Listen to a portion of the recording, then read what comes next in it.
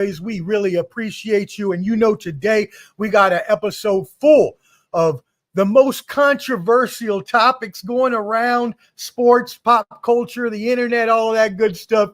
I am your host, Omar, the Street Professor Fonseca, and I got two of my really, really great, one is a really long-time friend. The other one is a great streaming partner, hopefully another long-time friend in the future, but two really great people that we got on today, and then some others joining in a little bit. So first, I forgot to put that stream overlay up. But first, let me bring in my brother from another, known him for a long time. He is the Combat Sports Insider, UFC Boxing. He partnered with me yesterday in partnership with Skywalker Boxing Media. Shout out to them and the Country Box event yesterday. Yes, my brother, how did you like that? I saw you on commentary. How do we feel? Oh, it was fun. I love that. That is fun. I'm glad Skywalker reached out, linking up with him, Josh and Ernest from 86 Boxing. That we have fun doing the Country Box. I need to come down there. You know what I'm saying? I might jump in the ring. You never know. I'm not going to fight. I just want to jump in and jump out. You know what I'm saying? Like it's a Royal Rumble and just get in there, do a clothesline or something and get up out of there, Look, all I got to say is if you jumped in there, you may be more well qualified from some of those boxers that were in that ring last night. Well, shout out to you because you were able to secure interviews with the fighters, the owner. You got an interview with Christy Martin and Albert Hainsworth, who was doing guest commentary there as well. Yeah. Check your boy out. Omar's killing it down there. All right. Thank you, my friend. I appreciate you hyping me up there. I really appreciate that. Yeah, it was cool. I actually got to kick it with Christy Martin and talk with her for like 30 minutes. Her and her Pomeranian. She was like talking to me off the record about all the boxing stuff she thinks. So I think we're going to make good friends there, me and her. And then next we are going to bring in our boy, you know him well here on Ball and Buds channel from I.O.W. Sports Network, our brother, Wild Car Mar. What is good? What is good? Man, you already know what it is, man. Here we are, another B&B I.O.W. Sports collaboration, man. It's a domination. We about to take over the podcast game, man. I better pay attention.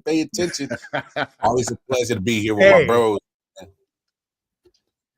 Tell them. Say it louder for the people in the back. We are going to the top, and y'all better know that we are going to be there, and y'all are going to see us up there. We all going to be there together. That being said, go ahead and promote all your channels, my brother, please. No doubt. Obviously, I do a lot of collaboration, so shout out to all my people. I collab with my man Bobby G, Audible Podcast, 613 Faith Productions over there with D-Man Cave, Sports Podcast, as well as In the Four Corners of Wrestling. My man Rod Uncensored, always a pleasure to tap in with him. Yeah, man. But hey, like I said, it's a B&B and I.O.W. Sports collaboration. So shout out to my I.O.W. family. Shout out to my brothers, Clubber D, Omar. Like I said, It's a world domination, man. We about to take it over. You better get with it. Shout out Tony Savant. I can't forget about my man. Tony, my man Tony. Ain't seen him in a while. Yeah, he good people's man. Man down sports, man. Like, hey, just going over to my Twitter page, man. Like I said, I got more podcasts than Jamaican Got Jobs, so check in with me, man. I mean, if you ever turn the YouTube on, you may be liable to see Wildcard Mar talking because he is usually on there multiple times per day, per week. So he is a working man's man, and I like that a lot. So appreciate that pause. Wow, we're going to get a lot of that pause today, I'm sure, because it's not just going to be sports topics we're talking about today. We got a lot of different things we're going to touch on. Bo knows, but Diddy did it. So I'm going to say. Yeah, exactly. And then we're going to be joined in a little while as well by our other I.O.W. sports partner, Detroit Mel, and then hopefully our bottom line sports partner, Canteen, wanted to join, so he might even jump on. So we'll see that. Make sure you all subscribe and join at the Bottom Line Sports on Facebook to stay tuned with that. And as well, Ball and Buds, BALLANDBUDS. Subscribe on YouTube. Thank you, Flo, for sharing on the Bottom Line Sports page. So if you're subscribed there, you can see it there. If not, you can go subscribe and watch it there.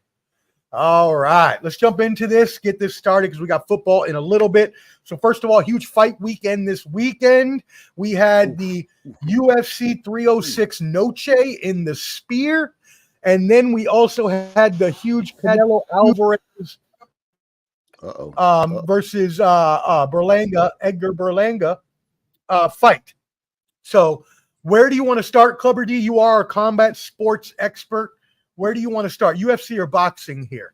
We'll start with UFC. We'll start with UFC. So that one's easier. All right.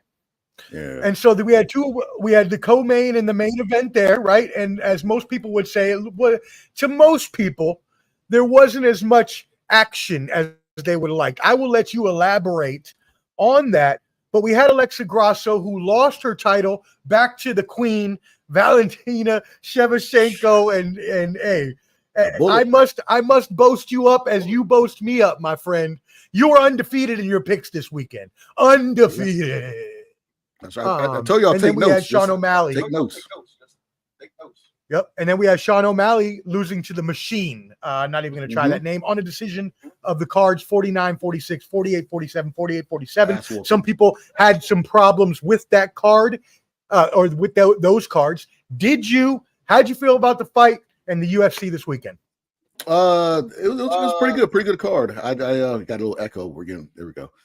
So I would say this about the card was pretty good. I think I forgot the young lady's name with the big gash cut. She got like the jigsaw looking stitches through her face. Her name's drawing a blank right now, but it's kind of what I called. I thought Valentina would win that fight. She almost got caught in a lot of submissions, but she got out of them. Grasso just wasn't that aggressive. You had Lopez basically whoop up on my boy Brian Ortega. When he hit him with the hook, he knocked him out because his knees started doing a Tootsie Roll. And then when he fell down, he hit him again with the left and woke him back up. It reminded me of Fury going against Wilder in the first fight when he knocked him out and woke him back up before he hit the bat. Whooped his tail.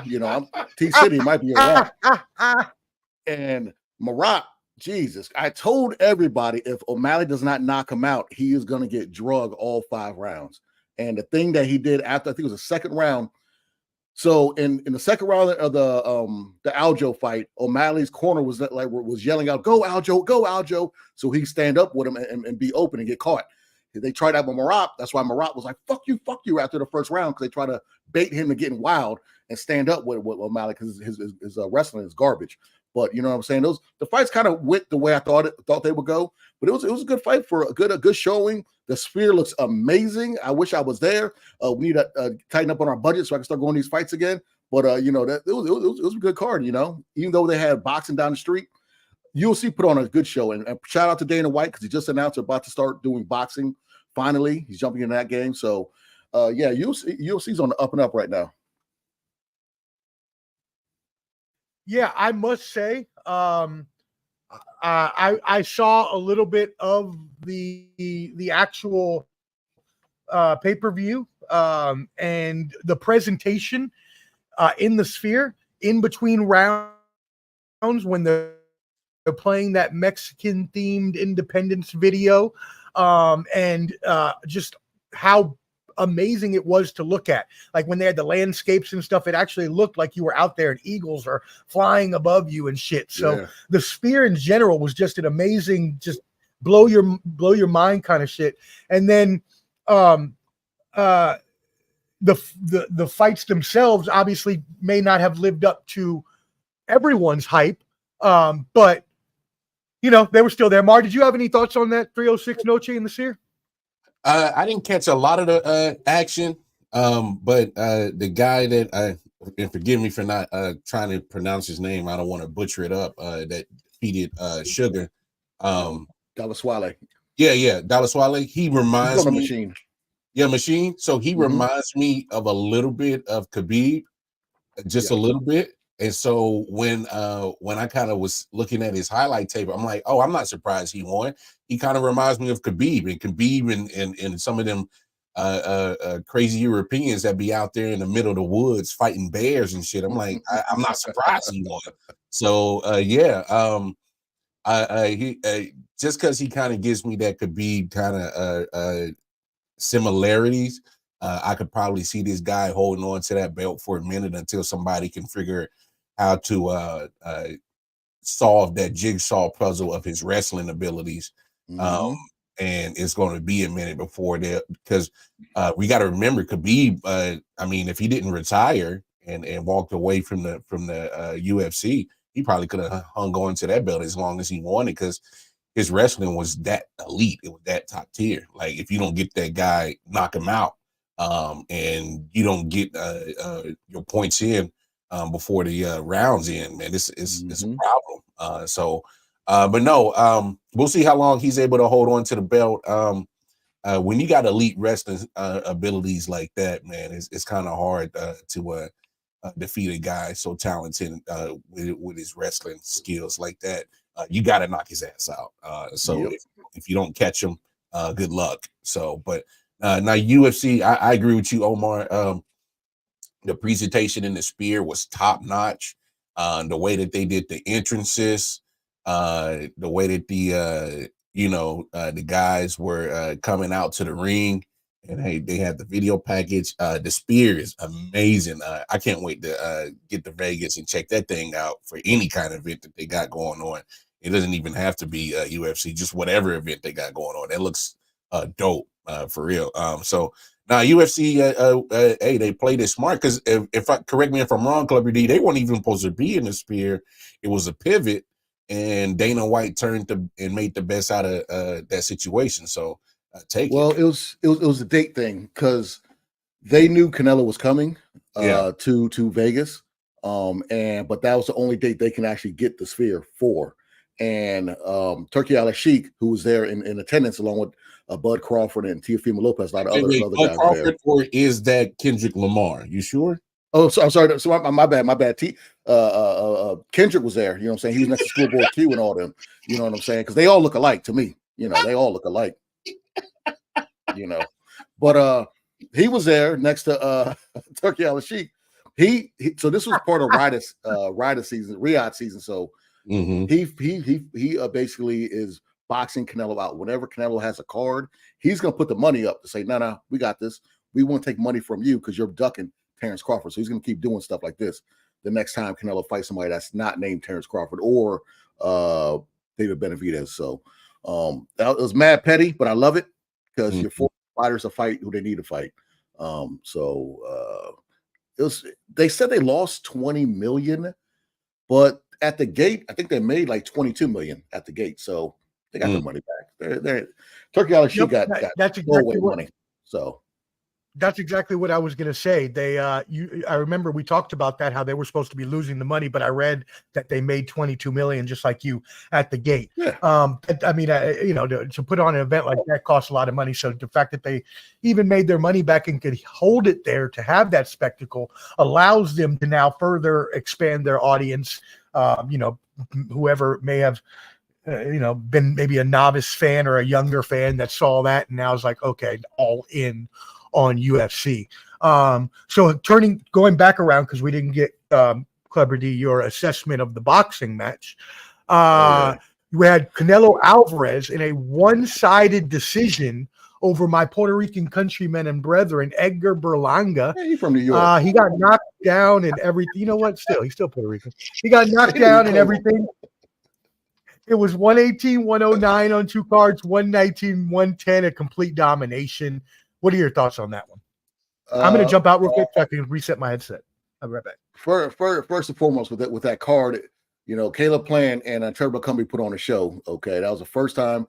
I still don't know the answer to this question. When is the last time we had two American white fighters fight on pay-per-view against each other? I'm still trying to figure that out, and I'm all for it. Hey, more white fighters, come on out. American fighters, come on out. But they put on a show. That was a good fight. I said this. I thought that Danny Garcia's age, being younger than Lara, even though they both were inactive, he would win that fight. But I did also mention the guy already talked about quitting. And you saw what happened. He got popped upside his head, took a knee, went to the corner, told his dad, I'm done. I don't want to fight no more. So I kind of knew that was going to happen, because it's this thing with fighters. Whenever you start with this whole, I don't need to do this no more, I don't need to fight, and then you take a time off and come back, the hunger's not there anymore. But this fight was kind of what we thought. I mean, Berlanga, he never fought for a world title. He's never really fought nobody of note. Why he got the Canelo fight? Because he's easy, easy person for Canelo to beat. Canelo hasn't knocked anybody out since 2019, so it's been a while. He's at stature the smaller guy going up in this fight, but he's short and stocky. So they said damn near he put on 20, 25 pounds for this fight. Once heavy. and same with a Berlanga. He came in heavy too. So it's weird how these hydration clauses are for certain fighters, but Canelo just didn't care for this guy because he was out golfing more than he was even practicing for the fight. So it's one of those things. Canelo, he's still top dog at 168 until he wants to fight somebody that will give him a run for his money. Right now, I think he's stuck between a rock and a hard place because he wants to fight the winner of Bivol and a Beterbiev, but he doesn't want to do it at 175. He wants to do it at 168. And Bivol says, if I win, I want to fight you at 168 for all the belts. He doesn't mention Beterbiev. He only mentions Bivol because he knows Beterbiev will knock his block off. He might knock a freckle off.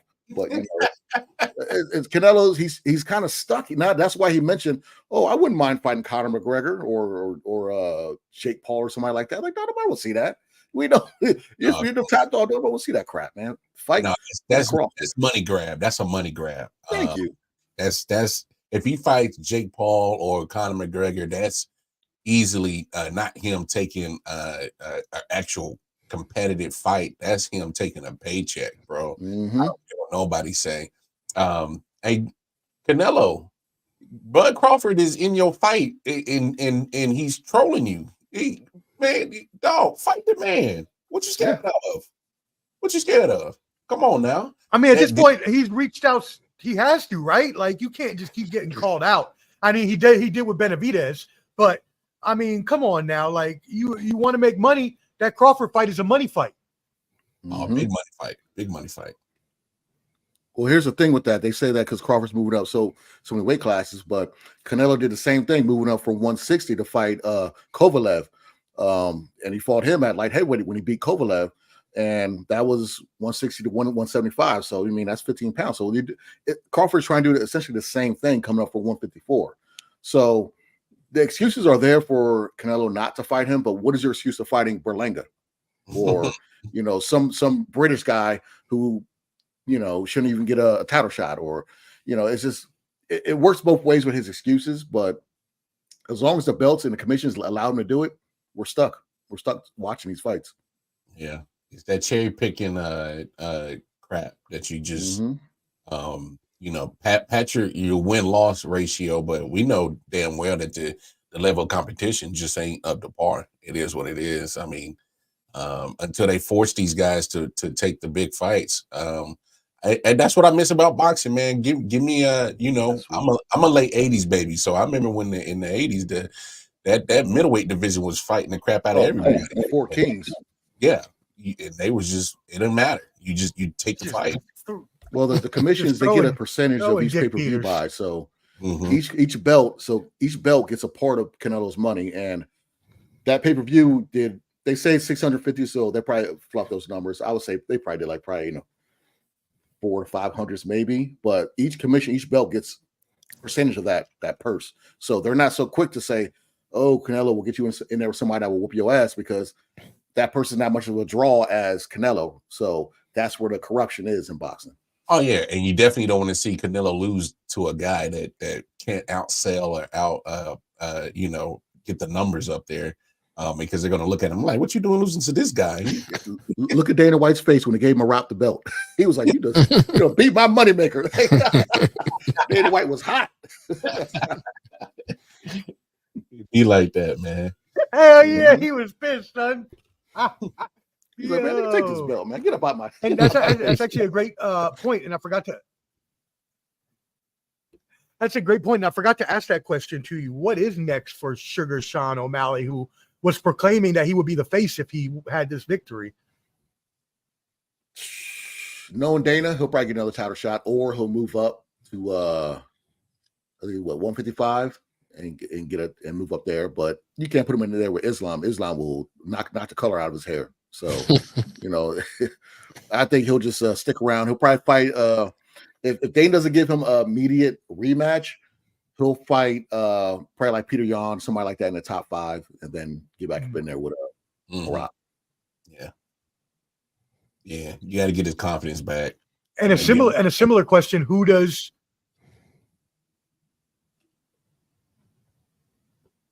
Yeah. Who does? And a similar question: who does Who? No, my bad. A similar question. Who does Canelo? I mean, who's Canelo fight next? did you hear me? No. Yeah, should he like take the pausing. Crawford fight, or who do you think he fights? Oh yeah, we were like he already mentioned Conor McGregor, like easy money. So for him to even mention saying that he would take a Conor fight means that either Conor McGregor, I heard rumors of Chris Eubanks out in the UK, Chris Eubanks Jr. fighting him over in the UK. You know, somebody that we don't want him to fight. You know, so if it's not Benavidez, if it's not David Morrell, if it's not Terrence Crawford, I don't care. You know, I mean, that's I think he really got. I think he really got scared off by that Beevil loss. I think that really he wants the winner, but only if Beevil wins. He wants the winner, but only right, but only. Yeah, he don't want Benavidez. I'll tell you, he knock a freckle off him. He don't want. He'll tell you, Benavidez don't play. Your man's 20 knockouts. What are the chances we get a Benavidez fight, and what are the chances we get a Crawford fight? Give me percentages on those. 5% Benavidez because he already moved up. Damn. He's already moved up. I mean, he was interim champion for 3 years. WBC never forced that action. I don't see them doing it now. Crawford, we got a better chance of Crawford because Turkey Al-Sheikh has the money to call Canelo's bluff. Okay. All right, cool. That's what's up. Hey, and then my bad on the unceremonious entrance there, Detroit Mel. I was putting myself in and I actually hit you and put you in as well at the same time. It is what it is. No big deal. No big deal. Everybody, What up, welcome Mel? from What up, I.O.W. though? Sports, What up, though? our brother, Detroit Mel. All right, cool. Anything else in your boxing UFC news for you, sir? That's a spot, man. That's a spot. What's that, man? Oh, no. I was gonna say if Clubber D had any other boxing or UFC news. Only other boxing news I got last minute is Teofimo Lopez is kind of on that racist cheater level when he just called Gervonta Davis and Terrence Crawford both monkeys. Last night, saying whichever monkey wants to grab the banana first is the person I'd fight. So for them to let the last person do that crap, now the people just thinking it's cool to just talk about black folks like that. That's why they should have been hard on the racist cheater. So. Yeah, so he's about to get that work by somebody. He's gonna get that. Wait, so he's just Ryan Garcia Part 2 now. Is exactly he's already kind of hinted there when he was like ESPN Top Rank only wants to promote the black fighters. He's always been saying that stuff. So now he's he's buddies with Garcia, doing all this stuff, trying to be relevant. So I guess he wants to get that work. His dad already got his hands put on him for using the N-word around Keyshawn Davis's crew. They were training and he tried to use the N-word and they put them hands on him. So hey, when will people learn? You will still get the hell out for using the N-word. Yes, like I don't like. Well, Ryan Garcia is taking videos with corny ass John Jones. Like, so people need to regulate this behavior so it won't keep happening. Where we are the only group that you can just talk about. It's right. It's getting annoying. For real. But yeah, we're not protected. On the streets, don't try that. I will still knock the hell out for it. What? Stop, homie! Don't play that. That's great. Well, that's all I got. That's all I got. Okay. Hey, Detroit, tell everybody what you got going on before we get into these other topics. I know you got a new project you're working on. Man, I want you to tell the people. I'm trying to fuck these hoes. Okay.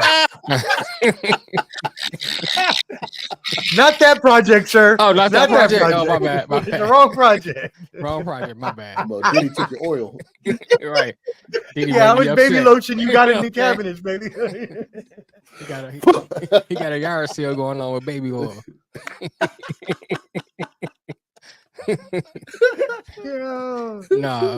I got the Green Wonder Network going on radio station. See, I got the hat going on.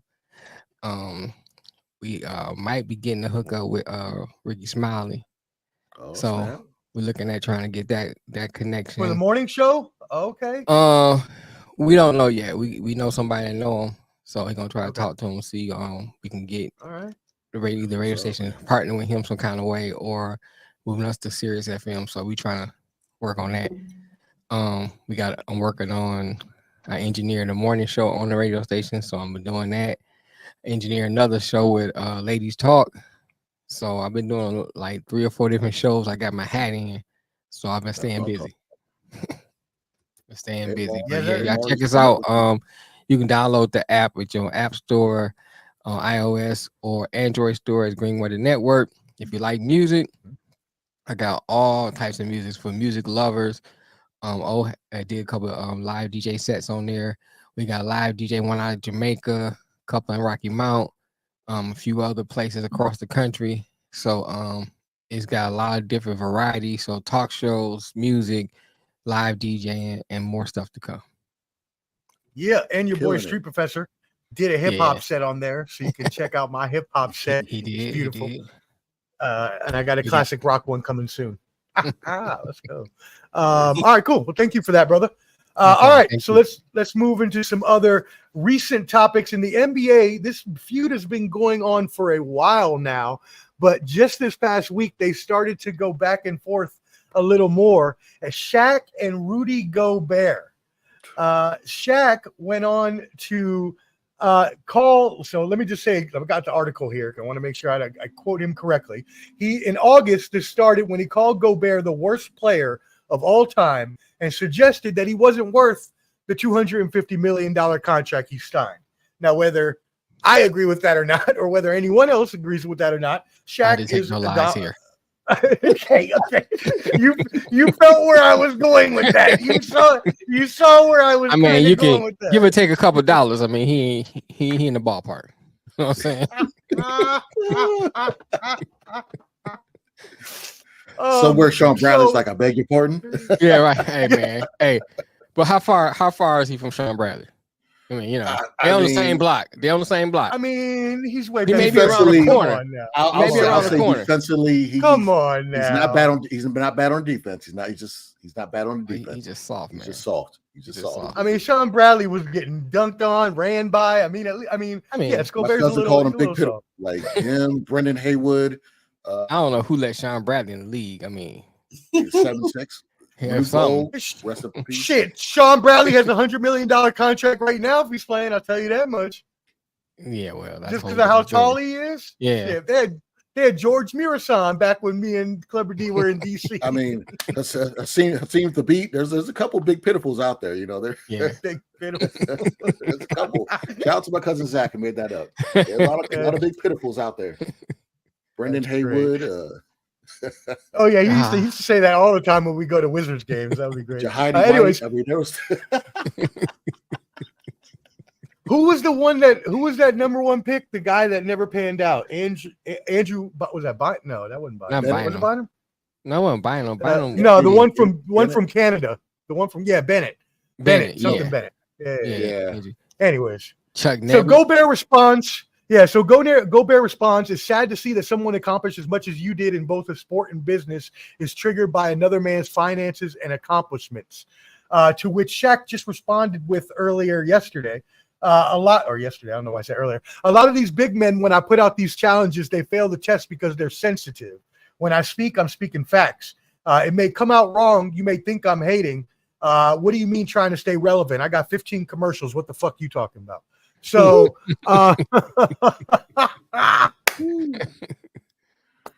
yo, Mar, we haven't heard from you in a second. We'll start with you. What you think on this? Hey, Shaq can tell the truth, which he is, but I'm looking at this both ways. Shaq is so accomplished NBA wise and professionally wise outside the NBA. You ain't got to respond or even be intertwined in this situation. Like you're official.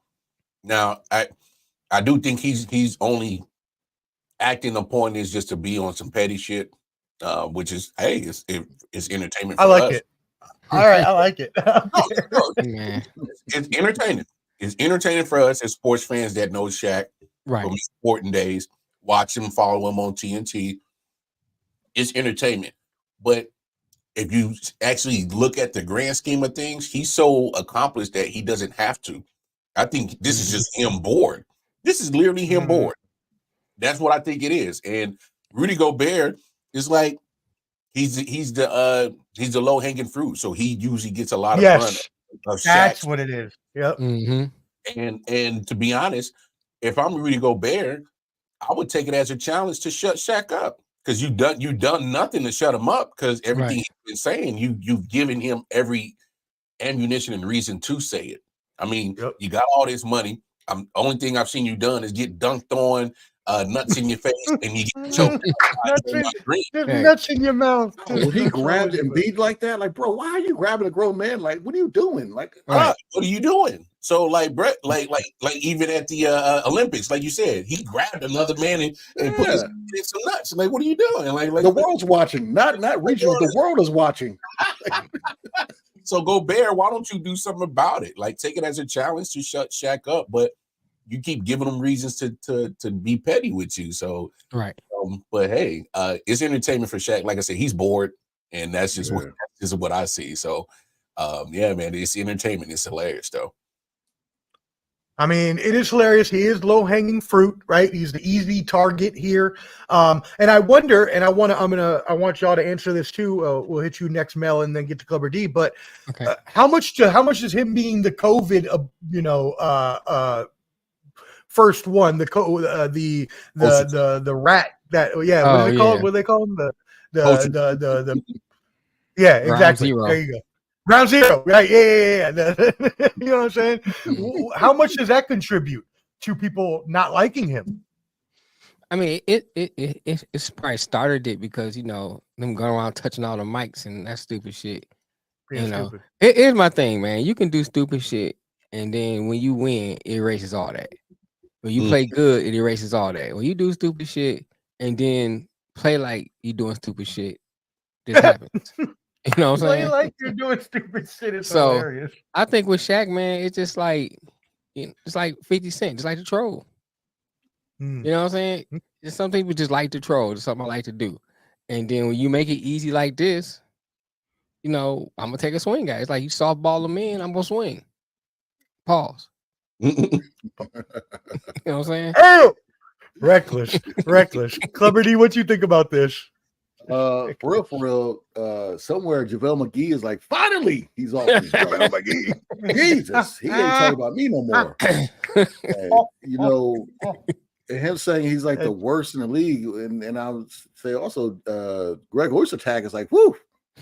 Greg Ostertag, man. Greg Ostertag.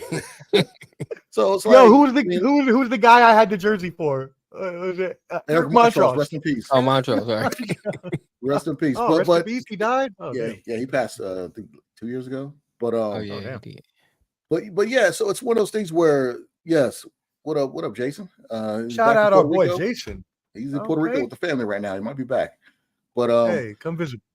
So Shaq, like Mel said, Shaq's just bored. Like Mel Lamar, y'all hit the nail on the head. Shaq's bored, and he put the bait out there. Rudy Gobert bid on it. What Rudy should do. Well, he's two-time defensive player of the year. Man, he's not terrible. He is a semi-force in the paint, but this is the era with no real big men. But what he should do is just play better. Okay, punch somebody in the face. Push somebody That's back. it. Just get your respect. Be harder. Just play better. Just play better. What are you gonna do? Take some boxing classes. Yeah, he was training with Cyril Gane, the French UFC heavyweight. They were sparring. They have video of that. Good. I hope he look better than Stephen A. Smith did. He's not bad. He's just how do we correlate about last week?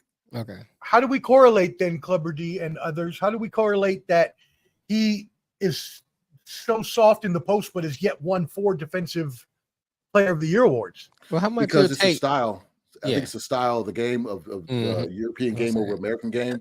Right. Over there, they actually play defense, but they don't really do post moves. You know what I'm saying? Look at Wembanyama. They don't really do post moves. They want to shoot. So his pride coming up, his fundamentals were just, I'm playing defense. Right. And my post move is not going to be really sound. That's my opinion. Yeah, I agree with that. I think that's part of it. And then in the game that we play now, you just plug it up the hole, Whoa. That's all you do. You turn it right. Pause. Reckless, baby. Hitting that hole good, baby. Oh, hey. Put off the rails. The rails have is that some Diddy Meek Mill? Right. We haven't got there. All right. We haven't even gotten there yet. We're not even Right, all right. That's a segue. Let's That's a move on. segue. Let's move on to this next. I want to go through this real quick. Did y'all see the Derek White incident with Colorado State? Did y'all see that? Okay. I did see that. I'm gonna bring up a screen. No, so he's in the stands. He's in the stands. Yeah. Can y'all see this? Can Yeah. y'all see this?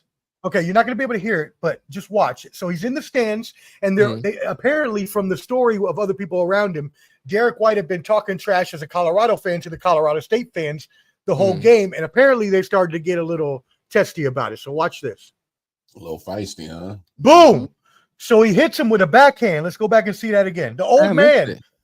Yeah, you got to be quick. You got to be quick. Ready? So I'm going to go back to the beginning. This old man right in front of him just hits him with a back fist. Boom! Takes his hat off. Dang. Now, look at Derek White's boys, though. They go hard for him. They ain't going to let the millionaire get messed up. You see that? Let me go back and listen. Scott and Zach were on it. Yeah, Scott. Yeah, Scott and Zach. Yeah. The thing, he didn't try to backhand him. He tried to use a marker, get that hairline. He tried to get that hairline back. You're so stupid. No. That's what he tried to do. Oh, so what do we think about that craziness at a game? What do y'all think about that? Let me go ahead and stop sharing. Well, I mean, they didn't treat Derek White like he was an athlete. They treated him like he was another fan talking shit. Right. So is that fair game then? Because he's in the crowd with the public? Hey, fair game. Hey, he puts his pants on just like us. He puts his pants on just like us. At that point, it's not about occupation. It's not about bank account. You in there talking shit. Right. You liable to get these hands for a motherfucker talking shit. I can tell my kids, wherever you act up, where you get fucked up. Yeah. You know what I'm saying? Run up to get done up all you want. Run up to get done up. Right. And I love how it was like an old 50-year-old white dude. And then the part that got me the best. I mean, Derek White needs to tip his boys. Because his boys went down and we're like, nah, we ain't gonna let you hang it. We got this, don't worry. Hey, shout out to Derek White's boys, because when you a public figure, sometimes it's better to have people on the payroll to handle situations for you than you do it yourself. He don't want to get arrested for assault or nothing like that. Get a lawsuit. Yeah. You don't take that lawsuit. You don't take that assault charge. Hey. Don't worry, homie. I'm gonna bail you out if something really goes down. Don't worry, I got you. But now, shout out to his boys handling that situation. But nah, man. Hey, you don't get special treatment. You in the crowd talking shit, right? You get popped, bro. You liable. You know how it go. You know how it go. You in a hostile territory. You running your mouth. You already know how it go. So you be prepared. Not everybody's Marvin Harrison Sr. Right. You know what I'm saying? When he was at that car wash and got the going out the blicky running down the street, you know what I'm saying? Like him. Hey, run up on Harrison if you want. Yeah. you don't know Marvin Harrison Sr. Don't mess with that man. Run up on Marvin Harrison if you want to. Hey, you got killed in real quick. I found out real quick that he got the blicky not too far from him. He will pop you, dog. You all right? So bucket grabbed the joint, ran down the street. I said, oh. Hey, but also he was in Philly, so I understand why he had the blicky. Right. Understand why he had the blicky whip. He was not Murder Mace, but Murder Marvin over here. Mild mannered, quiet dude. You know what I'm saying? Don't mess with nobody. But if you mess with him, those are the ones. What do you mean? Right. Those are the ones. Yeah, really? The quiet ones you gotta watch out for. That's why some of them become school shooters. All that shit. You know what I'm saying? Yeah, look at this. Man down, tuning in, says, whoa, a Mel site. Uh-oh. What up, though? I know you've been working so much, ain't nobody seen you. Man, I've been in the background doing a whole bunch of stuff. Hey, where they indict niggas around here, I'm standing out the limelight. Hey, make sure y'all tap in with Man Down Sports. Mel and them and the crew got NBA coming up. Best NBA show on YouTube, hands down. Y'all make sure you tap in with Man Down. Sorry, Clever D. Go ahead. Don't be like Kilpatrick. You know what I'm saying? I got family up in Detroit. Don't be like I ain't trying to be like I got no respect for him. He endorsing Trump now, so I ain't got no respect for him. Oh yeah, he sure did. Well, Diamond and Silk, they from up there too, so you know it is. Oh jeez, messing us up.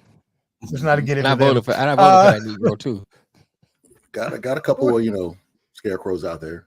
Chucking and driving. You know what? No. Thank you, Clever D. This is the perfect segue. I was gonna do this topic last because it is the most controversial topic of the actual day. Like this news just came out a few hours ago. Republican Governor Mark Robinson from North Carolina said, we'll get into the whole story, but basically he has quotes of him saying that he would be a black Nazi, which by the way is contradictory as shit and isn't even possible. He also said he would own slaves himself if it were, and all of this, by the way, was done under screen names on a pornographic hub website, not Pornhub itself, but a place called Nude Africa, where he posted. Say that again, write that down. Nude Africa. Nude Africa. Is he just trolling, like trying to be Uncle Ruckus, just trying to have fun? Right. I don't know. So, anyways, he's on this website, and the way they found this out is because it's the same exact screen name. It had his email, had his full name. Which, by the way, why are you doing that on a pornographic website, dude? Don't be stupid. Don't be stupid. Anyways, and it matched all his other screen names and emails everywhere. So they called him out. He denies it. But anyways, long story short, if it is him in these things, he claims that if the Nazis came back, he would be a black Nazi and that he would want to own slaves, which we know is not possible because he would be a slave himself. What do y'all think about this? The Nazis didn't like blacks either, so how was he going to be a Nazi? Thank you. So how is that going to happen? I'm not understanding. Thoughts, gentlemen. Go ahead. Go around. Go ahead. You go ahead, Mel. No, I mean, the whole thing is ludicrous, man. I mean, either he trolling or he's an idiot because there's stuff he said might be a mixture, but right. I mean, first of all, you will be a Nazi in which way? That's first I'd ask. In which way would you be a Nazi? Not even the obvious that you can't be, but right. Like Bigsby. Right. Right, you know, like you're not gonna like Jews, you're not gonna like gays. I mean, he said Clayton Bigsby. I mean, it's stupid. It's stupid, and it just shows you how dumb some of these black people are when it comes to following Trump. You still yeah. No matter what you are, like I mean, you know, like Jay-Z saying this song. Yep. Nigga, po nigga, you know what I'm saying? It don't matter. You still a nigga. It doesn't matter. So you can be a coon nigga. You still a nigga. You know what I'm saying? So I don't. One thing I don't like is that I don't like when a black person will make money at the behest of making fun of black folks in front of white folks. Like right. What she did. Yep. That's cool at its finest. You can be a Republican. That's perfectly fine. You can be a Republican. There's nothing wrong being a Republican. Right. But if you do it to the extent to where you have to put down your own people, that's where I draw the line. And I'm like, oh, you making it bad for regular black Republicans. Right. Because if you're in that tax bracket and the local government does things for you, there's nothing wring with it. Makes sense. It makes sense. But you don't have to drink the juice and just follow everything. Just like a liberal, you do not have to drink the juice and follow everything they do. Right. Like, it's just so annoying when I see this stuff like online. People just, that's why I don't say nothing about politics online. I got into it. I had a page get canceled a long time ago going to it against somebody, a Trump supporter about a cop killing a black person, and he's like, "Well, the guy deserved to die. His past priors, da da da." Like, that's not Judge Dredd. Like, they decide if they live or die. Like, that means nothing. So I was like, I'm not going to argue with people online about their political views. Have fun. I don't care, but use common sense. That's what I say. And for this brother to do this, he must know that. You see what they're doing to Canelo, how they do what they do. They what's the word when you can't make money off of Instagram or YouTube anymore. They shadow ban you.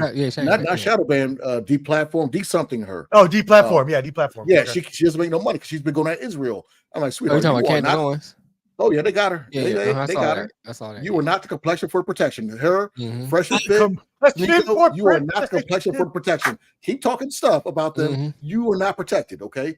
Ben Shapiro fired your ass, and then look like and then she admitted that she was basically like told to talk about black people. Like I'm about to get on some other stuff, but homie's a dummy. Hey, that's why we're here. And then he's a politician on top of that.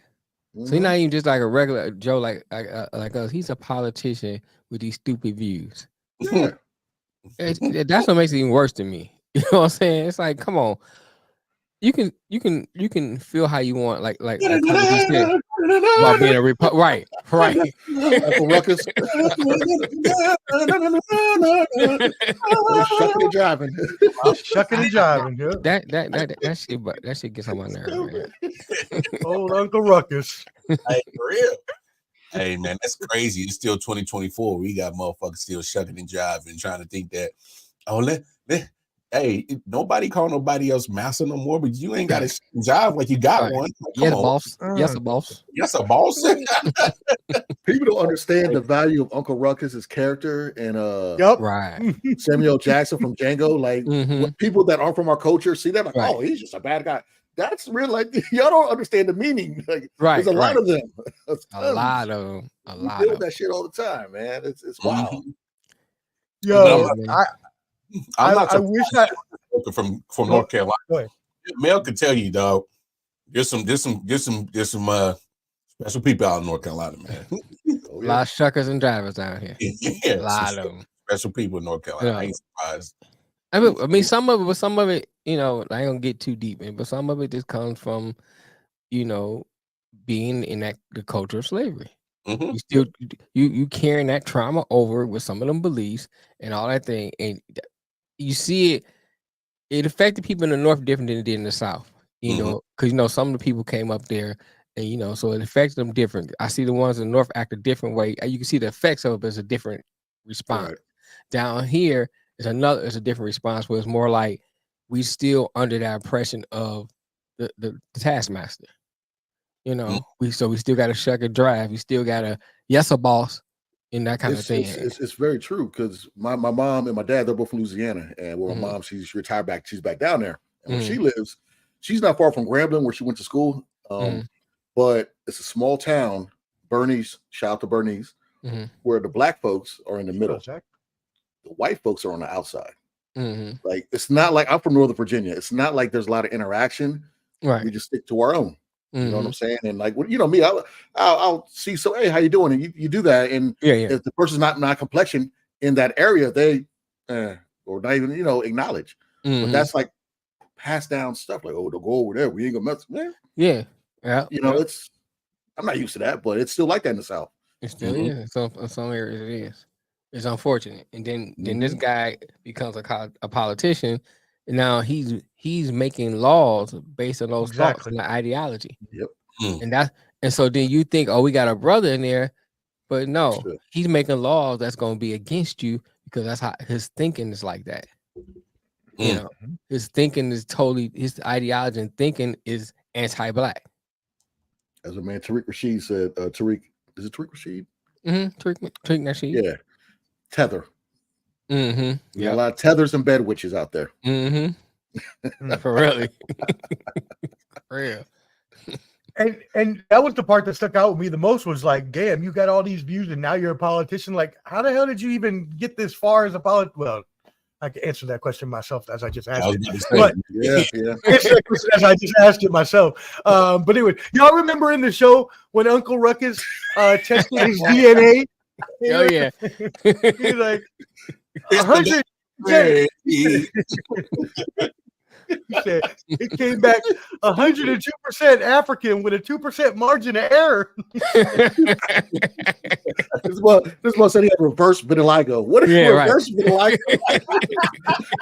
I pour bleach on my body every day and pray to John Wayne. It's the W, babe. So Mammy. Now, hold on, Omar. There's been quite a few of Latino and Hispanic Tio Tomas's Uncle Tom's out there too. Hey, you're right. I had something to say to one of them.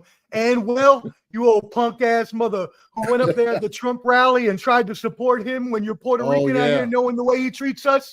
You know what? You can kiss my ass. I ain't never supporting your music again. I'm the reggaeton. You can kiss my ass, brother. Someone sent him that. Ooh, I rock with him too. I got some songs with him. I'm at the, he was big time with the hat on. Same with Daddy Yankee. MAGA, yeah, he was MAGA out there at the rally. I was like, really? Daddy Yankee also. He's one of them. That's what happens when you make too much money and you forget where you came from, basically. Really? Anyways, all right, let's move off of that. And yeah, Derek, you're right. Clever D, your brother came in. Mark Robinson, aka, that's exactly what we're talking about. You already know. That's exactly what we're talking about. Cool. All right, well, let's move it on to another crazy story that came out last week in the sports media. Well, one video came out a while ago, but the most recent one, Shannon Sharpe got into a whole bunch of hot water for a leaked audio sexual encounter with apparently a lady named what was her name, Heather or Michelle. something? Michelle. It was Michelle. That's right. I'm so mad. Don't blame the snow bunny. I'm talking about. I'm so mad that we know the name of his sexual encounter. Anyways, Paul Pierce got really upset about this. Derek, we'll get to that. I completely agree. We'll get to that, but I completely agree. Get to it. He knows what he's doing. But Paul Pierce came out and was really upset because he had the IG with these scantily clad dancers about 6 months ago, and he got fired for it. But Shannon Sharpe was back the next day on First Take. I think we all know why. Mar, you haven't talked in a little bit. Hit us off. Let us know what's good. Hey, there's levels to this, man. And Paul Pierce, you don't move the needle like Shannon. Right. That's it. Point blank fair. You don't move the needle like Shannon. Had you been able to move the needle, you might have been safe, but you don't. Matter of fact, you're not even moving the needle on FS1. So, Right. I mean, bro, that's just facts. A lot of forgiveness and things are given to those who are able to move the needle. Facts. And there's slight difference in Paul Pierce's and Shannon's situation. Shannon's, we're just getting audio. Although it's alive, we're just getting audio. We're not getting visual. You were being drunk and you had strippers visually consumed. You were visually intoxicated. I had no problem with the video because I've been in that situation. I didn't either. Right. But you represent a multi-billion-dollar company like Disney. Hey, and like Charlemagne say, niggas will nig. Yeah.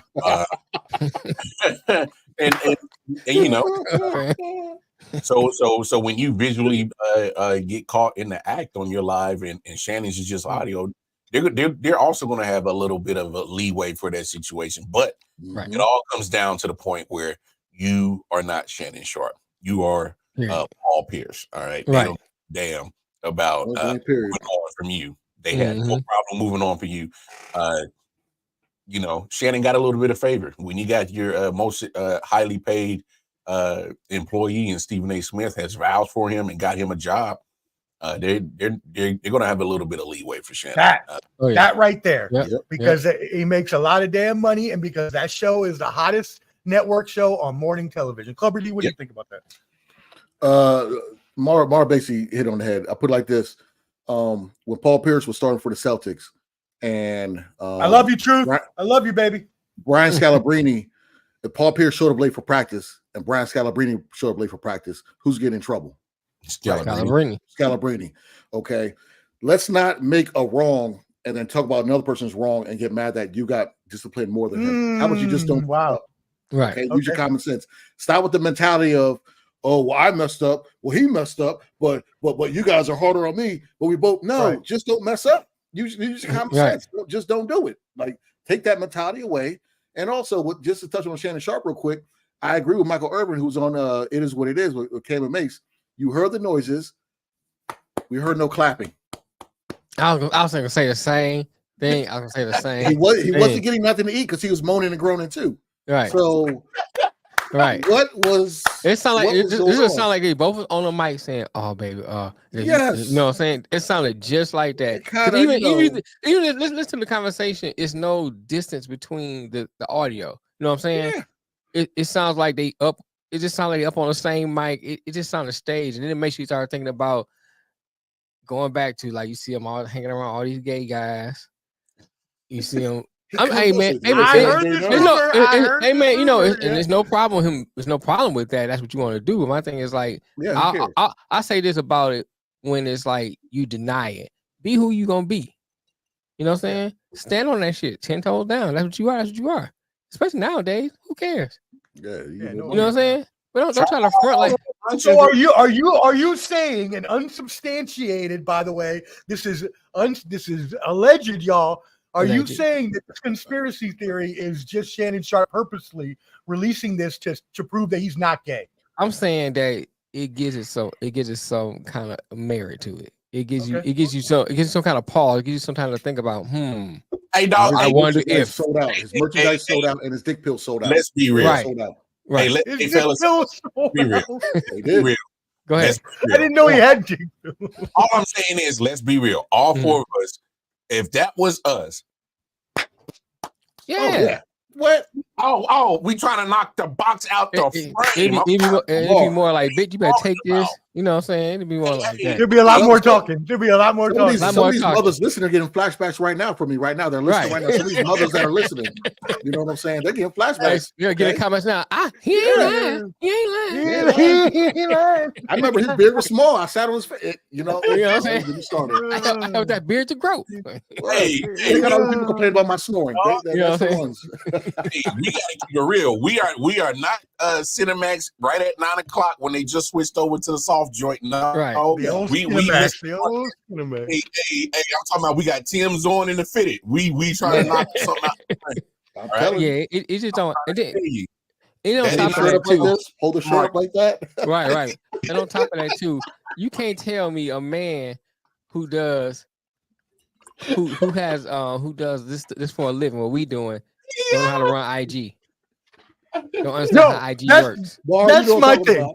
There ain't no way. You know what I'm saying? You have to actually go into the app. You got all these platforms, and you mean to tell me you don't know how to run IG? And there's no way unless you had the app open, it's just gonna pop on. You have to go in. You have to hit the plus button. You have to hit live video, and then you gotta start that. You have to accept. There's so much steps to it that just don't make sense. Oh, I accidentally did that. Who the fuck you think? It made no sense to me because when I take a shower, I like to listen to music, and sometimes the water will splash and hit my phone, and it'll try to stop the music or try and text go to somebody another screen or something. Yeah. Or like you're watching YouTube, like, hey, don't order that. But I never went on live. That happened. So it's mad suspect. Yeah, I I'm already red flag when you lie about it from the get go. And he made money off it, like, oh yeah, well check these pills. And It was hacked. It was hacked. Yeah. First it was hacked. Now and then he's a healthy, right. And then he's a healthy, active male. Was his excuse to ESPN? Right. We all healthy, active males. Like, bro, man, you getting chicks? Ain't nothing wrong with that, man. Ain't nothing wrong with that, man. Now, that is crazy that y'all said that, because when I watched the video, I didn't even think about that. I just figured they were like a missionary or whatever, and they just weren't going too hard at it or whatever. They had almost done. You gonna hear some. He said he had been going for like 25 minutes, but you're completely right. Yeah, you got to hear some clapping. There got to be some kind of some reverberations happening. And then there was no master squeak, nothing. There was no like. What's what I want to say? You know how you get into it, then it go the gets higher and higher. It was none of that. Yeah. It stayed one level. Their breathing was a sequence.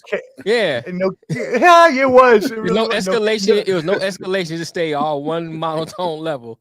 It's like, come on, bro. Come on. No KC queefs going on, huh? Right. You know what I'm saying? Right. So you know how to take that shot, Mar. You know how to take that shot. Sorry. Hey yo. Could still be a blade. Derek says could still be a blade. Okay. And shout out to Champy tuning in. Canelo's still the face of boxing, league of itself. What do you think, Coverdon? Absolutely not. Plain and simple. He's up there, but fight who you're supposed to fight. Then I'll tell you that. But I respect what he's done in boxing, but no. And we appreciate you tuning in, brother. Make sure you subscribe at Ball and Buds, I.O.W. Sports Network, at The Bottom Line Sports. Make sure you all subscribe to all those channels. All right. Right. Wow, that was a hilarious discussion. I'm so glad we went over that. But yeah, I mean, it seems like a work. in wrestling terms. All right, cool. Let's move on to pop culture. We got a little bit of controversy here. The halftime Super Bowl performer was named for the 2025 Super Bowl. Now, I will note why this is actually a controversy is because where the event is being held, which is in New Orleans. So Kendrick Lamar is going to be the headlining act February 9th, 2025. And he was chosen over one person who came out and expressed how hurt he was over this, Lil Wayne. Lil Wayne, clearly from the South, a bunch of different rap groups from that area that you could have had a huge compilation event. But the Super Bowl doesn't normally worry about that sort of thing, even though they did have the West Coast one a few years ago. Whoever wants to start this off, how do we feel about the choice? And does Wayne have any complaint in this matter? I'll kick it off. Look, man, I've seen the Lil Wayne performance before live. I've also seen him perform on various other events live. I mean, he's pretty much standing there with a mic in his hand, and we're doing karaoke. Talk to me. All right. When we're talking about a Super Bowl, this is a spectacle. This is supposed to be something that's entertaining. There is nothing entertaining about being at a karaoke session with Lil Wayne. All right. I'm just being honest. And that's coming from me, who's a big Wayne fan. And, you know, when I went to WrestleMania, he came out and let Jey Uso out to the ring. Oh, yeah. That was pretty bad when he did a millie.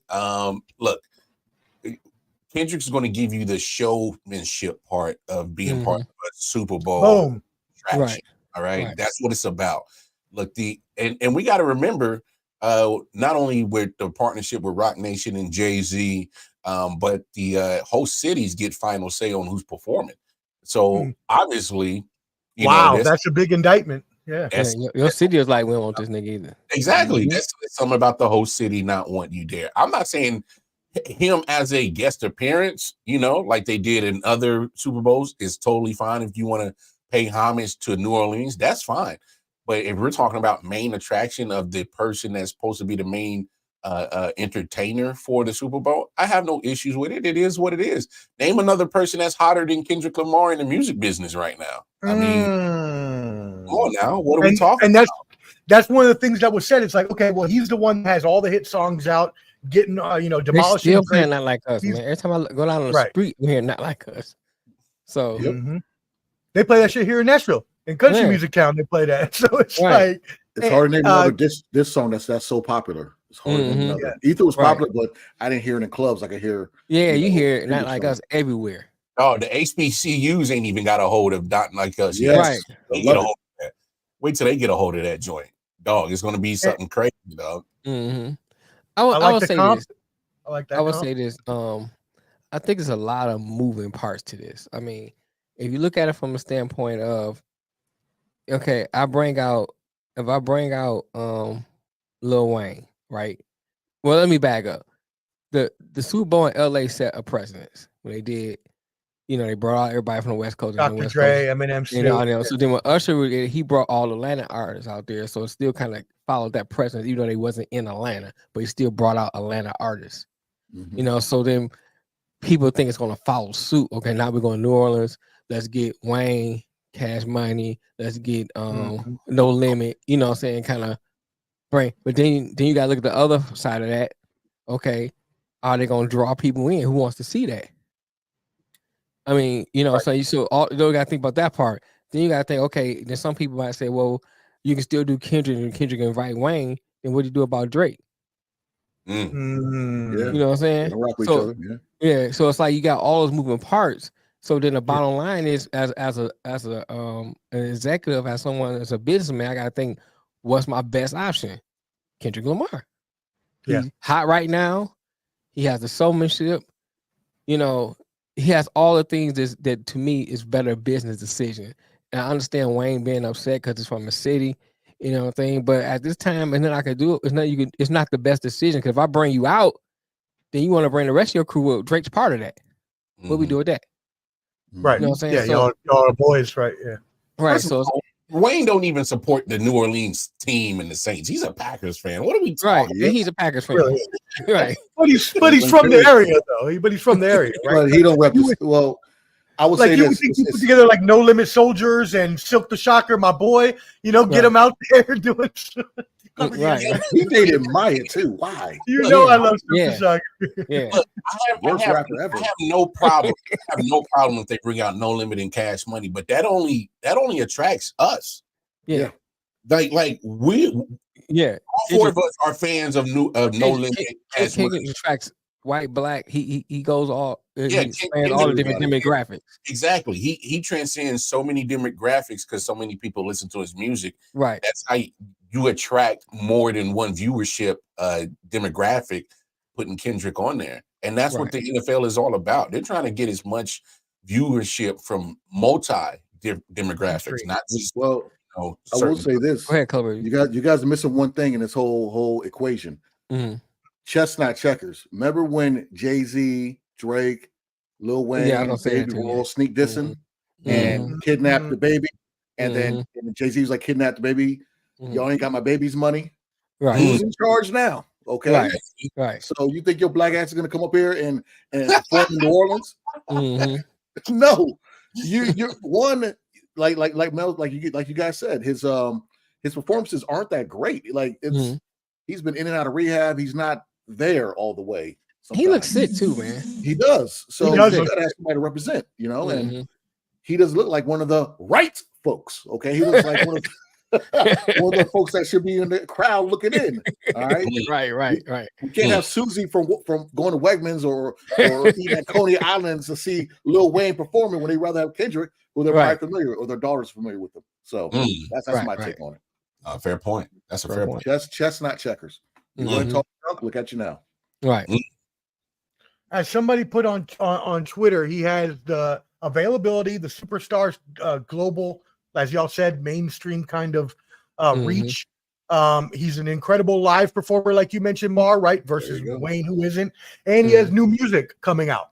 So it's like, you know, they try to like pair them when they got people that their new album or they're back on tour or something like that. So those were a lot of reasons that they did that. Now, and Mar, I must admit, and Clubber D already knows this, and most people that know my musical taste, I do not like much down south music at all. Aside from Outkast and Goody Mob and maybe just that Dungeon Family crew, I do not like Lil Wayne's music. Like old school stuff. I like old school, like Ghetto Boy and stuff like that. Yeah, I like Ghetto Boy. Yeah. I would go down that far, but Killer Mike's my guy. Killer Mike. Scarface, one of my favorite rappers of all time. Me too. Oh, love Scarface. Love UGK. Scarface. Yeah, UGK. I should have said the newer South stuff. Sorry, I should have said. Here's my thing. My take on my personal take on Lil Wayne. I like a few. I hear some songs like he make I like, but as far as calling me a fan, I can't never say I'm a fan of Lil Wayne. You know, that's me personally. But I mean, I'm a minority. I don't really care for Jay-Z like that. So. And well, the people I hear that argue with me are like, "Oh, he's a lyricist." I'm like, he's not really that great of a lyricist. I need subtitles when that nigga's rapping. Is he a lyricist when Gilly's writing for him or not? Like, come on, like it depends who's writing. No, Gilly wrote all that stuff, man. Get out, go sit in the corner, man. Stop. That's fire. Yes, we're gonna end on that note because that is beautiful. It's true. Give Gilly his foul. Yeah, it's a proven fact. Hey, Gilly wrote a lot for a lot of people that owe that man some. He shouldn't be living how he's living with as much as he's written. Let's just say that bars. That was good. Gilly ain't hurting, but he should have a lot more than what he got. More is one thing. Omar, I want to answer this question by Angel Hall. Yeah, no, that's what I wanted to do too. Yeah, let's go to it. Yeah. So Angel Hall, shout out, thank you for watching. Appreciate you. The daughters on Good Times. So she asked Foxy Brown versus Bernadette Stannis, and that was the daughter on Good Times. She's still fine today. She says beauty, but Pam Grier. Motherfucker. What was her name? Thelma. Right? Yeah. Okay, so this is how I'm gonna break it down. As a youth, okay, Foxy Brown was more in the 70s, but I still my dad watched that stuff. Yeah. Foxy Brown was that grown woman that I wanted. Oh yes, Yeah, I yes. got you. Like, Yeah, okay. I drink her bathwater, even when she did the moves with Quentin Tarantino. Right. I'll drink her bathwater. To this day, if I saw her, Yeah. I might kiss a bunion. But now coming home from school, watching What's Happening, Good Times, and all that stuff, Thelma was it for me. Okay? Yeah, I get that. Topanga was later, but Thelma was it for me. Ooh, he brought Topanga. Trust me, I tore my pillow up thinking about. Hey, Thelma man, I like back in the day. Topanga. Topanga was exotic. I mean, that's like that. That's an exotic white girl right there, boy. Oh. Yeah, trust me, my pillow got. I bet Boy Meets World at TV like this. Is that nipples he's showing? Topanga, Thelma, Jessica Rabbit. The pillow got. Oh, Jessica Rabbit. Jessica Rabbit was fine. My walls were painted. Oh man! Sticky sock. What is that? Sock, towels, pillows, doorknobs, everything was sticky. Oh, It was a candy patch. You walk in my room.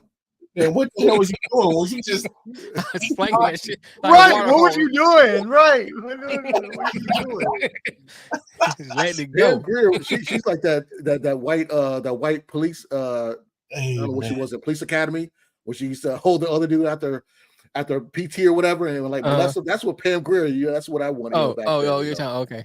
Back in police academy movies, back in the day. I forgot her name, but I know you're talking about. Yeah. So is that your choice then? You're going with Pam Grier? Oh, that's nah. This is a tough one, bro. It's tough. That's tough. Lamar, let us know what you're thinking. Go ahead, Lamar.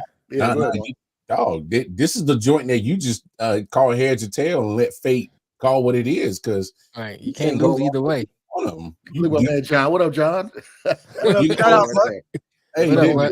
There's no loss in none of this, so you just heads or tails. Yeah, let fate call what it is, because at the end of the day, as long as you get it, get you some of that Michelle, you win, bro. I don't think it matters. Hey man, I like my man. What's up, man? For the awesome force, he be like, Thelma.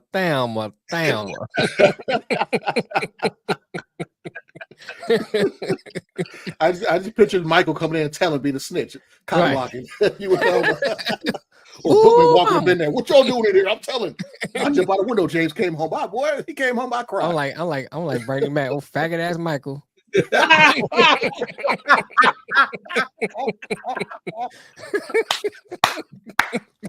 Hey, but ain't nothing messing up the groove. Hey, if you walk in, you gonna see a whole bunch of slapping. I ain't stopping. Shit. Oh man.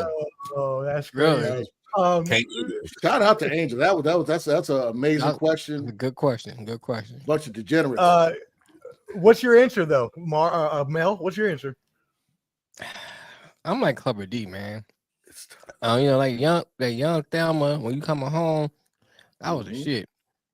Got on tight bell bottoms, ass popping, low cut shirt on, titties popping out. Bell bottoms, yeah. Yep. I was like good times like this. You know what, Mel? Think about it. I'm going with Thelma because when we came home watching that on TV, you either had Thelma or you had Shirley.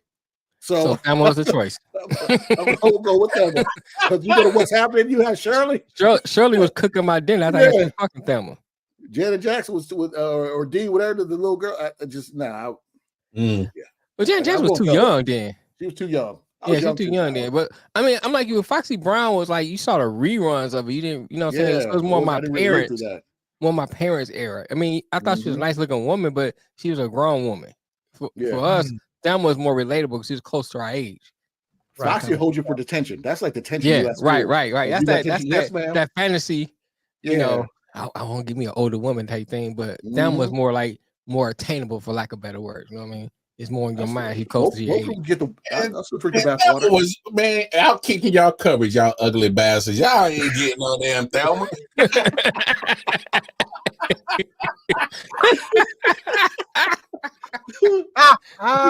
Hey, what if you were on the couch with her and James came in? What do you do? Like, I jump out the window. I'm running. I'm going. Hey man, look, it depends on what am I getting ready to bust? I'm gonna have to bust first. Nah. I'm with Mel. You take that punishment, bro. I'm taking that punishment. I'm close to like getting ready to bust one. I mean, Yeah. He that's never what came home that's happy, what though. Apollo. He never came That's home what happy. right. That's some Right. Apollo Creed type Happy. punishment. You about to get that Well, work. that hairline was way at that point. That Right. had a nap in the hairline. Nah, for real. You gotta take you gotta go ahead and have that pleasure. Take that pain. It's all good, man. I'm like, hold on, James. I'm almost there. Hold on. What about Shirley or Thelma's D? mom? Neither.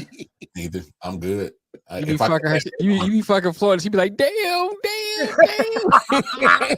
Don't talk about fun like that. If I can't have Thelma, then what we talking about? If I can't have Thelma, what we talking about? I was like, I'm gonna fuck your hairline straight. That's why we're doing that damn overtime. I got to comb it. Let me stop. Y'all kidding me. Wow, man. I have to say that I agree completely because with everything y'all said. First of all, Pam Grier, a little older than us, right? But fine, thick, Fine. right? Fine. Something you're like, oh man, I want that in the future, right? Because again, we were younger. So I want something like that in the future. Right. But you're right. Thelma was younger. She was natural beauty, right? Mhm. No makeup, just looked good. Had like you said, the bell bottoms, the lace shirt, and she was the girl next door. Sort of that you wanna get with. So I agree. Tear my pillow up. Boy, my brother's stupid.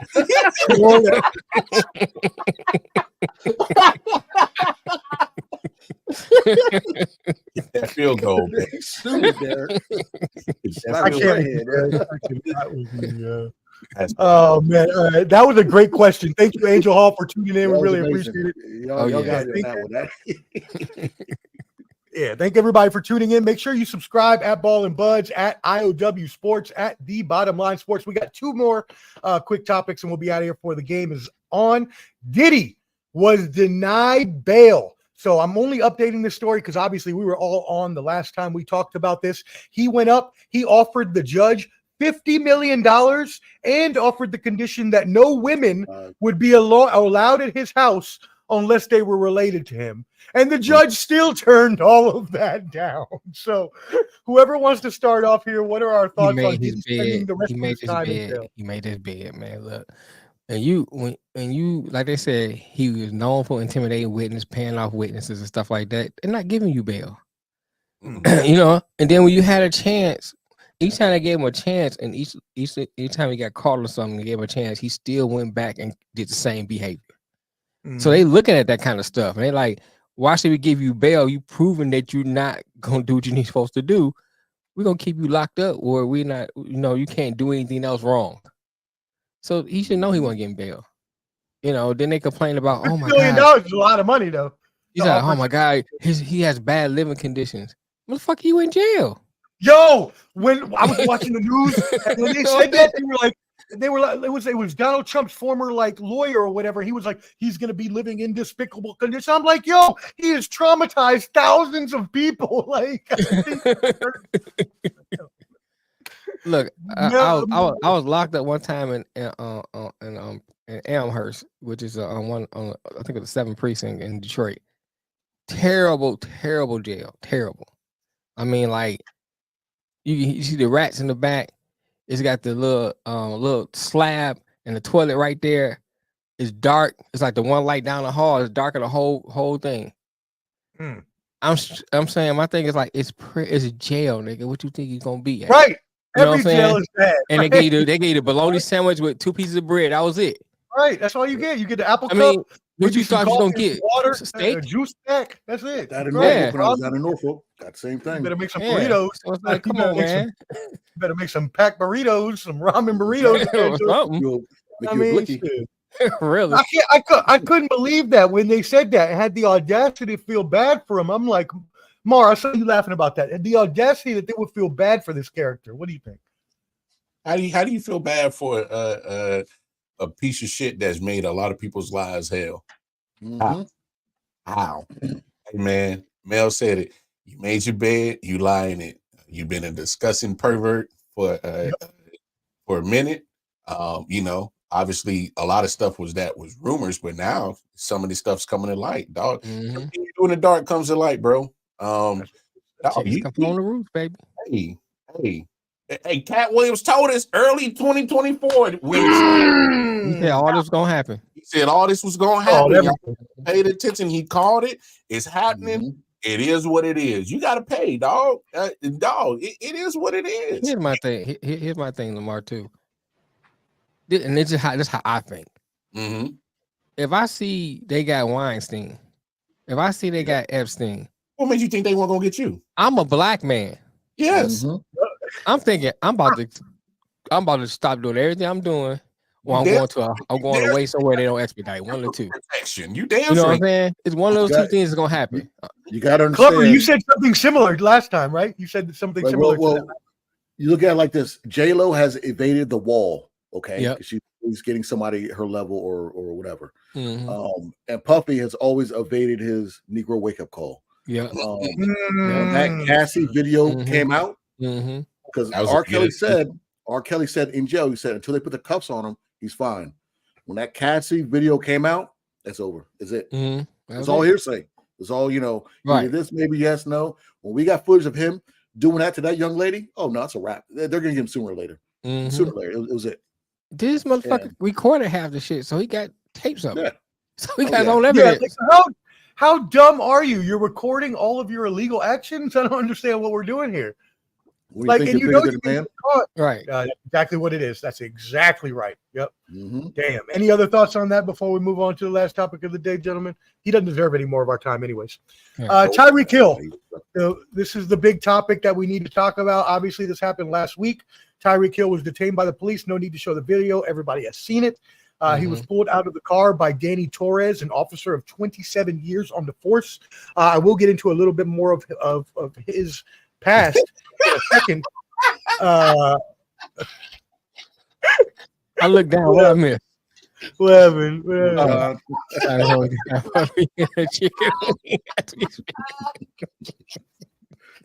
That's wild, bro. Wow. Stupid, John, you stupid. Hey, John, you are stupid. Puff might like it though. That's the homie right there. That's the thing. Puff might like it though. So he might. I mean, if you're perverted, I'm home. I'm home. Very nice. Right. Y'all can't run. Y'all stuck here too. Right. Yo, there was a TikTok video I seen, and it was some guy in Puffy's house, in Puffy's house, and he was like, "Yo, Puff, where's the cups at?" And he goes to the cabinet, and it's full of baby oil, just baby oil, just bottles of baby oil, just lined up. They're killing them online, man. I've been seeing so many memes and stuff. Oh my god, they online be tripping. But go ahead. No, you good. That's great. All right. So, anyways, he was detained, and taken out of the car by Officer Danny Torres, 27 years on the force. Took him out of the car, forcibly removed him. Now, we will say this was after he had asked Tyreek Hill to roll down his window. Tyreek Hill did not comply, and it took a little bit of time before finally he rolled down the window. He pulled him out the car, threw him on the ground, knee in the back, all that bad stuff. I don't know why I would say good stuff. All that stuff. Then they sat him up, and then after that, tackled him again to the ground. All of this over an alleged speeding, which, by the way, was rumored to be over 100 miles an hour. Was later found out to be 60. You know how many people I see on South Beach speeding at 60 miles an hour? Right. A lot of people, all the time, all the time. Now, he is in a nice car, a $250,000 Maserati. Really, what I want to ask, because we all know where most people stand. You're on the side where you're on the anti kind of Collar Kaepernick route, where you're going to say, well, he deserved it because he didn't comply. And then you've got the other side, which is he didn't deserve any of that, no matter if he did comply, because that the whatever he was being charged for didn't bring it to that level. There's the other people in the middle that see both sides and then try to inject Scottie Scheffler, the golfer who was arrested and taken in for a few hours at the U.S. Open, which you'll get my opinion on that in a second, but that's another part of the story. So whoever wants to kick us off first, you're welcome to go. What are your thoughts on this, and how do you feel about the situation, about how people are talking about it from both different sides? I mean, I went through a up and down thing for me. I don't know if y'all know, I used to work in law enforcement. So I looked at it from one way, and then I watched this one YouTube from a lawyer standpoint. And I say, you know what? I didn't even look at it like that either. So now I kind of fall on the sides. I mean, I did say from the get-go that the officer was excessive. It didn't take all that, but the one thing that my mind changed on was the window roll down thing.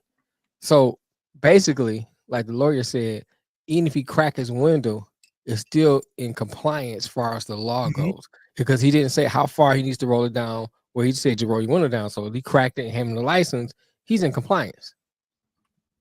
You know, as far as the law is, you know, we can see it from a different standpoint, as far as like our moral standards and all that kind of stuff, and you know, our own opinions. But as far as the law goes, once that window goes down, because all he said was, "Oh, where you want to have your license?" He didn't say roll all the way down, none of that.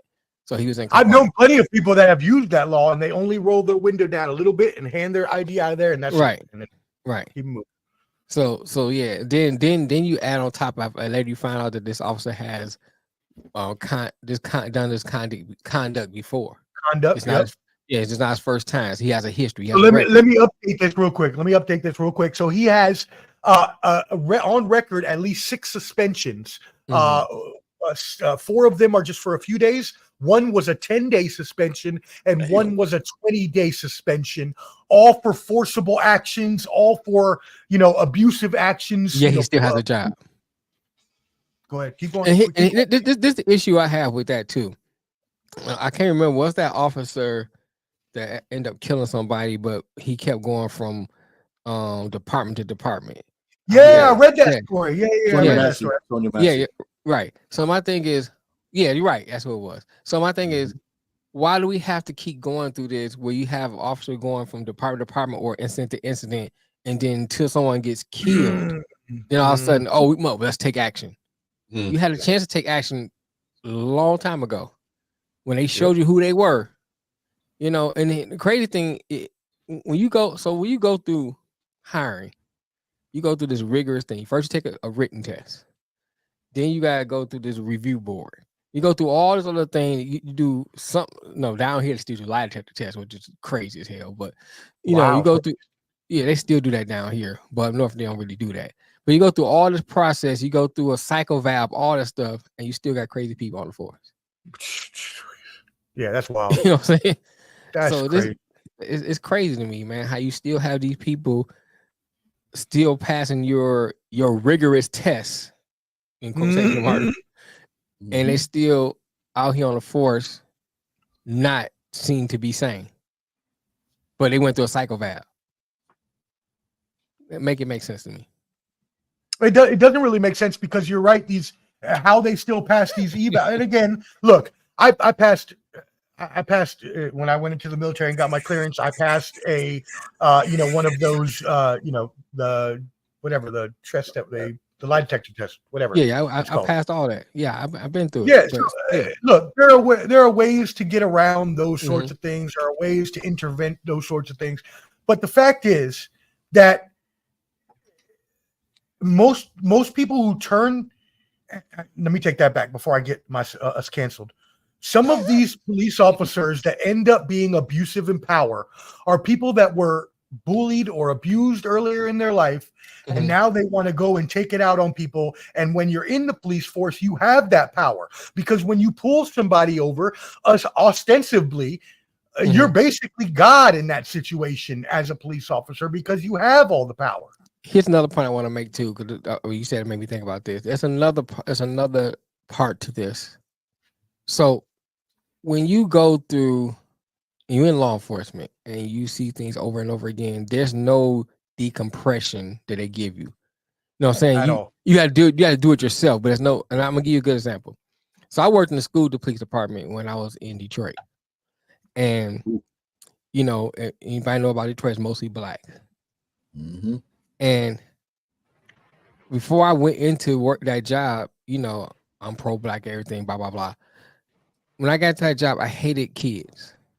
You know what I'm saying? I had a disdain for kids, especially black kids.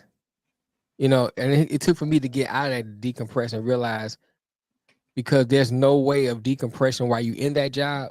You get this mindset, and it's not like you don't see them as one of us. You see us against them, or them as the other. Got it. You know, so that's when I brought that point up for two reasons. One is that the police department needs to do a lot of rehauling in the way they do things. That, you know what I'm saying? You know, for the officer's sake and for the public's sake. And it's another thing I brought up because people say, well, it can't be racist because it was a black cop or it was okay. They don't understand is that, but they don't understand the fact is they don't see you as black. They don't see you as Latino. They just see you as the other because they've been in that job for so long and they have no way of decompressing and getting that out of their mind. And cause who you gonna talk to? You can't come home and talk to your mate or nothing like that. You don't. You fellow officers, y'all don't really talk about it from that level. You know, and then they tell you too. Right, it's a brotherhood, and they don't encourage you to go see the therapist, psychiatrist, or unless you have a shooting or something like that. But it's not like encouraging you to go see the therapist on a daily basis so you can decompress. None of that is encouraged. So you internalize a lot of stuff, and when you out here on the streets, it's us against them. And really, if you really break it down percentage wise, the people who do bad things is the 1 or 2%. You know, because we see on the news and we look like we think everybody's doing. It's only 1 or 2%. So majority of people you pulling over are good citizens. Right. Yeah, I mean, in society in general, I like to believe that the majority of people, at least, are good-hearted and wouldn't do things that would affect other people, you know, at least directly.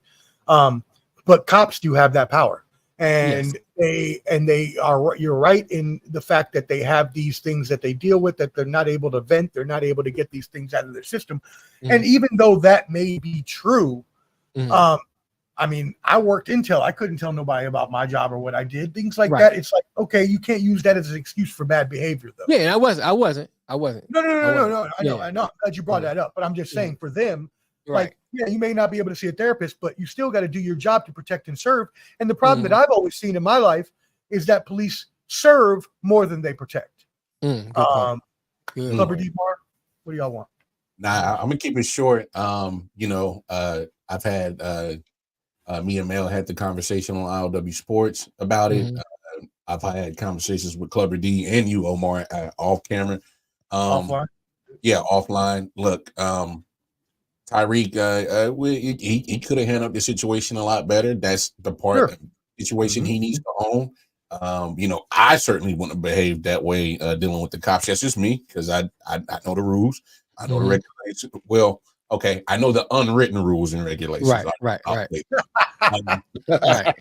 Let's specify. Right. All right. I wouldn't have done that. So I think Tyreek could have handled the situation, but let's make it known that it doesn't justify the behavior of the cop. You're supposed to decompress the situation. You're supposed to de-escalate. Right. And here's my thing, if you can't stop, think, and handle a situation in a calm manner, you do not need to be a cop. There you go. So I mean that's just where I'm at with this situation. Both parties should have handled the situation better than what it was. That's just where I'm at. Tyreek definitely could have handled the situation better, but this guy with a history of force, you know, you can't be on the job still excessively forcing people into those type of positions. So there's some things. I don't know what job you can get suspended in 6 times and still keep your damn job. Because I've been fired for a whole lot less before. A whole lot less. I called a girl a bitch at a lunch shift one time and got fired for it. No, I can't say that. When I go out with a bang. Lamar tell you. You're cool. Lamar tell you. When I get fired for a reason. I go out with a bang. I'm saying, but still, people get fired for way less than 6 suspensions.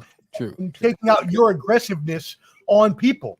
Well, it depends. I would say it depends on like the police force if they're lacking people. You know what I'm saying? They can't get rid of officer. The background on this dude, he is a part of a motorcycle gang. I forgot the name of the gang he's part of. Oh shit! Hear that. So one issue, I have 2 issues with this. I'll keep it pretty brief. A lot of people are doing their own narratives and talking through emojis. We're not really saying stuff, you know. Right. But the thing I didn't like about this, Omar, you missed it. Come on, Omar. You see, there we go. There it is. But I was looking at the comments. So Tyreek could have done better, and the cop could have done better. All right. I listened to Marcellus Wiley break this whole thing down, even with all the rules and regulations in Florida. If you are stopped and they tell you to roll your window down, you have to roll it down because that's an official stop. Right. The cop did tell him before he pulled over, I'm stopping you. So he could have rolled the window down. Cop didn't have to bang on it. He was complying with you. Now, when the cop told him to do something, Tyreek, I'm on the phone with this guy. I'm on the phone with Drew. This ain't time for you to do all that stuff. All right. It's not, you're not on their time. Okay. You can't just do what you want. You're not on your time. Right. Now, the cop was mad aggressive. The other cop who had the cam, he was more calm. He was a more calm. He was the cop that he should have dealt with. Trying to de-escalate, not the other cop.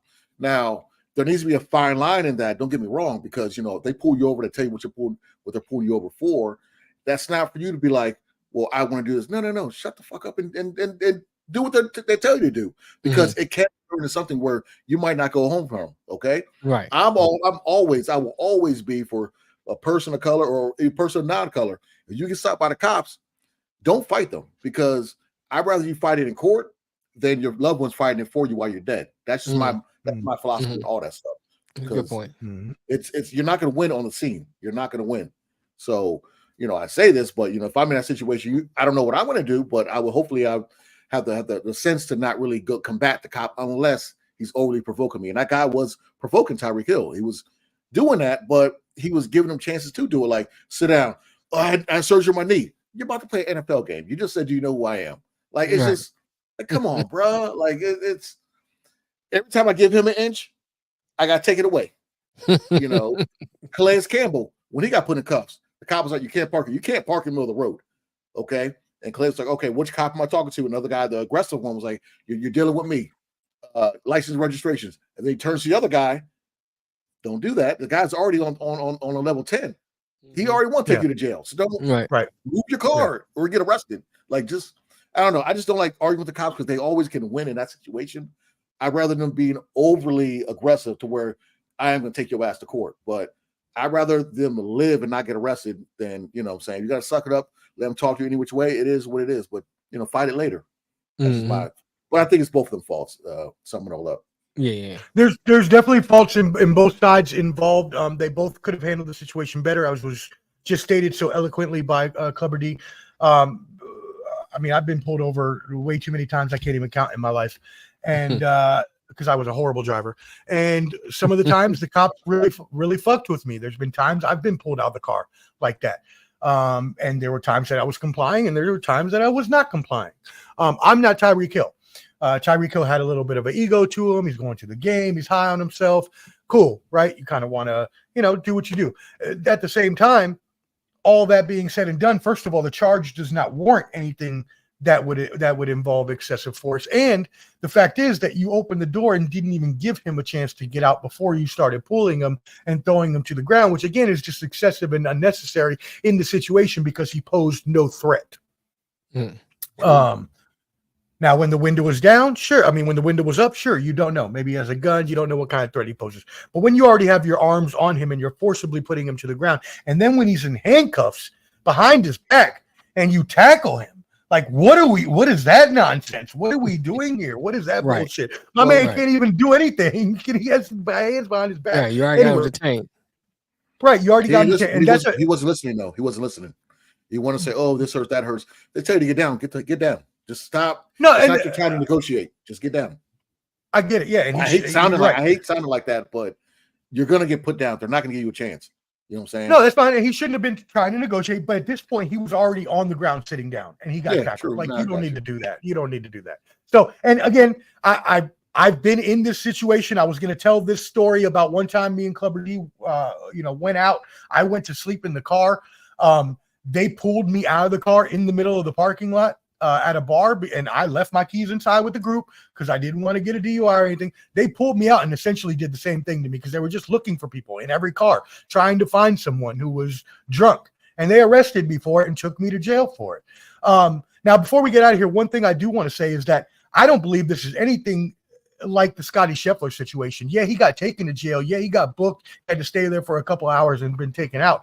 But to me, being thrown down on the ground in front of the public and being assaulted and harassed like that, to me, is more embarrassing and hurtful than just taking me and booking me at the station and then releasing me. Mm-hmm.